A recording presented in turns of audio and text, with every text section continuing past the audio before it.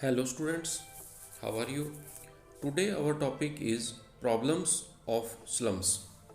The concept urban or urban center is defined in settlement geography to differentiate it from the rural, about which you have learned in some previous chapters of this book.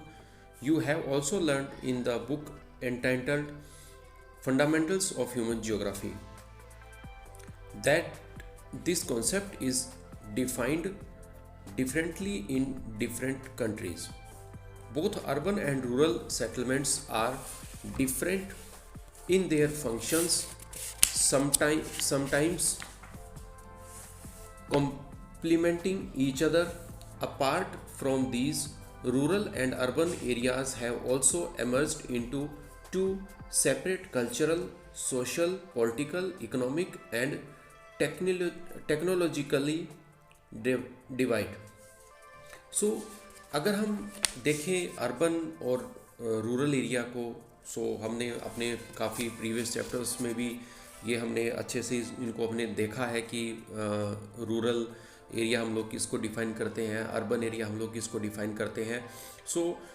बहुत बार ऐसा होता है कि rural और urban area जो है वो हम लोग उनको सिमिलर कंडीशन में ही देखते हैं, बट उनमें कहीं ना कहीं कुछ ना कुछ डिफरेंट थिंग्स भी उनमें होती है। लाइक उनमें सेपरेट वहाँ का कल्चर होता है, सोशल कल्चर अलग होता है, वहाँ की सोसाइटी अलग होती है, वहाँ की पॉलिटिकल सिचुएशंस अलग होती हैं, इकोनॉमिक कंडीशंस अर्बन और रूरल एरिया की डिफरेंट्स होती हैं। और टेक्नोलॉजिकली अगर अपन देखें तो रूरल एरिया जो है वो टेक्नोलॉजी के मामले में थोड़ा सा बैकवर्ड होता है, और अर्बन एरिया जो है वो टेक्नोलॉजी के मामले में एडवांस होता है। India which has a predominance of rural population and where villages were considered as ideal republics by Mahatma Gandhi, most of the rural areas are still poor performing primary activities. अगर हम देखें कि India में अगर population wise अगर देखें तो 2011 की सेंसस के अकॉर्डिंग अप्रोक्सीमेटली 69% पॉपुलेशन जो है वो रूरल एरिया में रहती है। और इसी को लेके महात्मा गांधी ने जो था रूरल एरिया को एक आइडियल रिपब्लिक उन्होंने कहा था। उनका ये मानना था कि जो एक्चुअल में जो इंडिया है वो रूरल पार्ट जो है वही एक्चुअल इंडिया को रिप्रेजेंट करता है। लेकिन फिर भी जो रूरल एरिया की जो परफॉर्मेंस है, मतलब रूरल एरिया की अगर हम देखें एक्टिविटी वाइज परफॉर्मेंस देखें तो वो बहुत पुअर परफॉर्मेंस है, और वो प्राइमरी एक्टिविटीज़ में ही वो लोग ज़्यादा इन्वॉल्व रहते हैं। Here, most of the villages exist as appendix to the core urban center, forming its hinterland. This may give an impression that urban centers exist as undifferentiated, homogeneous entities in opposition to the rural area. अब generally देखने में ये एक impression आता है कि जो urban centres हैं वो कहीं ना कहीं जो है अनडिफ्रेंशिएटेड होमोजीनियस एंटिटीज़ हैं compare to rural area. On the contrary, urban centres in India are more differentiated in terms of the socio economic, politico cultural and other indicators of development than any other areas. But इसमें भी कहीं ना कहीं हमें contrary देखने को मिलता है कि अर्बन सेंटर्स जो है वो उनमें ज़्यादा वैरायटी हम लोग देखते हैं, उनमें ज़्यादा डिफ्रेंशिएशंस होते हैं कि सोशल इकोनॉमिकल लाइफ के बेस के ऊपर में, पॉलिटिकल कल्चरल लाइफ या अदर जितने भी हम लोग डेवलपमेंट के इंडिकेटर्स देखते हैं उनके बेस में उनमें कहीं ना कहीं ज़्यादा वैरायटी होती है। At the top there are farm houses and high income groups, localities characterized by well-developed urban infrastructures like wide roads, street lights, water and sanitation facilities, lawns, well-developed green belts, parks, playgrounds, and provisions for individual security and right to privacy. अब अगर हम urban area को देखें तो हमें एक urban area के बारे में हमें वहाँ क्या चीज़ देखने को मिलती है, या हम कैसा हमारे माइंड में एक इम्प्रेशन होता है कि अर्बन एरिया में एक लार्ज साइज़ के फार्म हाउस होंगे जहाँ पे हाई इनकम ग्रुप्स जो पीपल हैं वो लोग वहाँ पे रहते होंगे, वहाँ पे डेवलपमेंट के पॉइंट ऑफ व्यू से वो अर्बन एरिया जो है वो रूरल एरिया से ज़्यादा आगे होगा। लाइक वहाँ पे इंफ्रास्ट्रक्चर बहुत अच्छा होगा, वाइड्स रोड्स होंगी, स्ट्रीट लाइट्स होंगी, वाटर और सैनिटेशन फैसिलिटीज़ होंगी, लॉन्स होंगे, वेल डेवलप्ड ग्रीन बेल्ट्स होंगे, पार्क्स होंगे, प्ले ग्राउंड्स होंगे, हॉस्पिटल्स होंगे, बड़े बड़े स्कूल्स होंगे, मॉल्स होंगे। सो ये सारी चीज़ें हम लोग अपने माइंड में रखते हैं कि अर्बन एरिया में हमें इस तरीके का इंफ्रास्ट्रक्चर देखने को मिलेगा। At the other extreme of it are the slums, झुग्गी झोंपड़ीज, clusters and colonies of shanty structures. अब अगर हम एट द अदर हैंड अगर हम देखें तो अर्बन एरिया में हमें जो स्लम्स हैं, जो झुग्गी झोंपड़ी मिलती है, या हमें शेंटी कॉलोनीज हमें देखने को मिलती है। These are inhabited by those people who were forced to migrate from the rural areas to these urban centers in search of livelihood but could not afford proper housing due to high rent and high costs of land। अब ये जितने भी slums हो गए या झुग्गी झोंपड़ी हो गई या शेंटी कॉलोनीज हो गई, यहाँ पे जो इनहेबिटेट्स हैं वो लोग होते हैं जो कि अपने लाइवहुड के लिए आए हैं रूरल एरिया से अर्बन एरिया में। जो लोग माइग्रेंट हुए हैं, जो लोअर अर्निंग क्लास जो एक सोसाइटी है वो इन एरिया में रहती है। क्योंकि वो अफोर्ड नहीं करते जो हाउसेज में जो हाई रेंट होते हैं या जो हाई कॉस्ट की जो लैंड है उनमें वो अपने शेल्टर बनाना वो लोग अफोर्ड नहीं करते। दे occupy environmentally incompatible and degraded areas. Slums are residential areas of the least choice, dilapidated houses, poor hygienic conditions, poor ventilation, lack of basic amenities like drinking water, light and toilet facilities etc. So अब अगर देखा जाए तो slums जो है वो इस तरीके का एक रेजिडेंशियल एरिया होता है जहाँ पे चॉइसेस बहुत ज़्यादा नहीं होती और हाउसेस भी जो है वो डिलापिलेटेड कंडीशंस में होते हैं, पुअर हाइजीनिक कंडीशंस होती हैं, पुअर वेंटिलेशन होता है, lack of basic facilities, basic amenities वहाँ पे बहुत कम होती है, like drinking water, light and toilet facilities वहाँ पे नहीं होती है।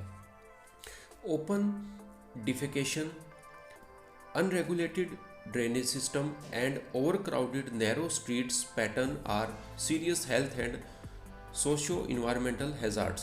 अब वहाँ पे जो ओपन टॉयलेट्स होते हैं या अनरेगुलेटेड जो ड्रेनेज सिस्टम होता है, वहाँ के स्ट्रीट्स जो है वो नैरो और ओवर क्राउडेड होती हैं, तो इस तरीके का वहाँ पे एक पैटर्न होता है जो कि वहाँ की सोसाइटी के लिए और वहाँ की हेल्थ के लिए एक बहुत बड़ा एक इशू बन जाता है। Moreover, most of the slum population works in low-paid, high-risk prone and unorganized sectors of the urban economy।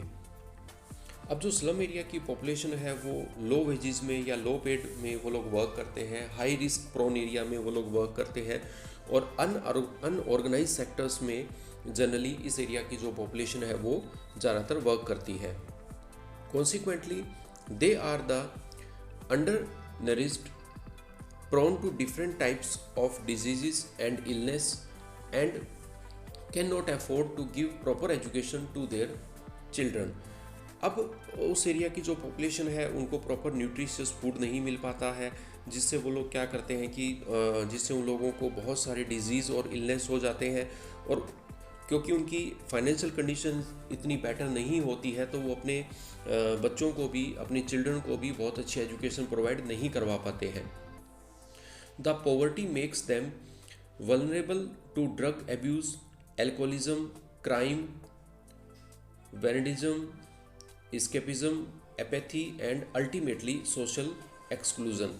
सो अब ड्यू टू पॉवर्टी वो लोग क्या होते हैं कि वो ड्रग एब्यूज़ हो जाते हैं, एल्कोहलिज्म में आ जाते हैं, क्राइम में वो लोग पड़ जाते हैं, वैंडलिज्म में वो लोग जनरली होते हैं, एस्केपिज्म, एपैथी। तो इस तरीके की जो प्रॉब्लम्स हैं वो लोग फेस करते हैं और अल्टीमेटली वो सोशली एक्सक्लूजन को वो लोग फेस करते हैं। Now land degradation. The pressure on agricultural land increases not only due to the limited availability but also by deterioration of quality of agricultural land. जो एग्रीकल्चरल लैंड है उसके ऊपर में जो प्रेशर इंक्रीज़ हो रहा है, उसके इंक्रीज़ होने का रीज़न उसकी लिमिटेड अवेलेबिलिटी नहीं है, उसके साथ में ही जो क्वालिटी लैंड है, जो एग्रीकल्चरल क्वालिटी लैंड है, वो भी कहीं ना कहीं उसके पीछे एक रीज़न है. Soil erosion, water logging, salinisation and alkalisation of land lead to land degradation. What happens if land is constantly used without managing its fertility? Land is degraded and productivity declines. So अगर किसी land को हम लोग without management, fertility management के अगर हम लोग उसको रेगुलरली यूज़ कर रहे हैं तो उससे क्या होगा, लैंड डिग्रेडेड हो जाएगी और उस लैंड की जो प्रोडक्टिविटी है वो भी डिक्लाइन हो जाएगी. Land degradation is generally understood either as a temporary or a permanent decline in productive capacity of the land. Land degradation को जनरली हम लोग टेम्परेरी या परमानेंट हम लोग देख सकते हैं, जिसमें उस पर्टिकुलर लैंड की जो प्रोडक्टिविटी है, जो फर्टिलिटी है, जो कैपेसिटी है उसकी, वो डिक्लाइन हो जाती है. Though all degraded lands may not be waste land but unchecked process of degradation may lead to the conversion to westland. मतलब सारी की सारी जितनी भी डिग्रेडेड लैंड है वो वेस्टलैंड नहीं होती, बट अगर एक अनचेक्ड अगर प्रोसेस को हम लोग फॉलो करें तो वो लैंड जो है, जो डिग्रेडेड लैंड है, वो वेस्टलैंड में कन्वर्ट हो सकती है.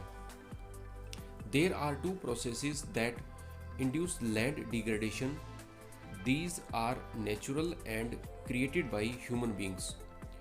So अगर देखा जाए तो ऐसे टू प्रोसेसेस हैं जिनसे लैंड डिग्रेडेशन होता है. First one is natural and second one is man made और ह्यूमन बीइंग क्रिएटेड.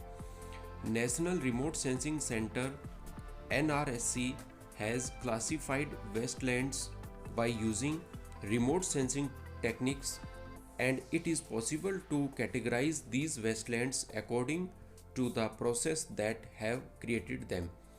So जो नेशनल रिमोट सेंसिंग सेंटर है, NRSC है, उसने वेस्टलैंड को क्लासीफाई करने के लिए रिमोट सेंसिंग टेक्नोलॉजी का यूज़ किया है, और उसी से ही ये पॉसिबल हुआ है कि हम लोग किसी वेस्टलैंड को जो है हम लोग उसके प्रोसेस के अकॉर्डिंग हम उसको क्लासीफाई कर सकते हैं. There are a few types of wastelands such as gullies, rangeland, desertic land and coastal sands, barren rocky areas, steep sloping land and glacial areas, which are primarily caused by natural agents. So अगर हम देखें कि कुछ few types of wastelands हैं, जैसे जिसमें गुलीज बनते हैं या डेजर्ट वाला एरिया है, कोस्टल एरिया है, बैरन रॉकी एरिया है, स्टीप स्लोपी लैंड है, या ग्लेशियर वाला जो एरिया है, ये जो एरियाज़ हैं ये नेचुरली एजेंट से ये जो लैंड है ये वेस्टलैंड में कन्वर्ट होती है. There are other types of degraded lands such as water logged and marshy areas. So उसके अलावा जो डिग्रेडेड लैंड्स में जैसे वाटर लॉक्ड एरिया हो गया या मार्शी लैंड एरिया हो गया, land affected by salinity and alkalinity, and land with or without shrub which have largely been caused by natural as well as human factors. So उसके अलावा अगर हम देखें कि जो सॉइल के अंदर में जो सैलिनिटी इंक्रीज़ हो जाती है, एल्किनिटी इंक्रीज़ हो जाती है, विद और विदाउट श्रब्स उसमें हो सकते हैं. सो ये जो फैक्टर्स हैं ये नेचुरल भी हो सकते हैं और ह्यूमन फैक्टर्स भी हो सकते हैं, मैन मेड फैक्टर्स भी ये हो सकते हैं. There are some other types of wastelands such as degraded shifting cultivation areas, degraded land under plantation crops, degraded forests, degraded pastures and mining and industrial wastelands. So ये कुछ एक other types of wasteland है जिसके अंदर में हम लोग generally जो है वो degraded shifting कल्टीवेशन एरिया को देखते हैं, या degraded land under plantation crops हम लोग देखते हैं, डिग्रेडेड फॉरेस्ट्स हो सकते हैं, डिग्रेडेड पैस्चर्स लैंड हो सकती है, माइनिंग एरिया की जो लैंड है वो भी डिग्रेडेड हो जाती है, या इंडस्ट्रियल जो वेस्ट लैंड है वो भी इसी के अंदर में आ जाती है। So these are caused by human actions. So ये जितने भी हम लोगों ने फैक्टर्स देखे, ये ह्यूमन मेड प्रोसेस से जो है लैंड है वो डिग्रेडेड होती है। सो इस वीडियो में इतना ही। नेक्स्ट वीडियोस में अपने नेक्स्ट चैप्टर्स को देखेंगे। Thank you.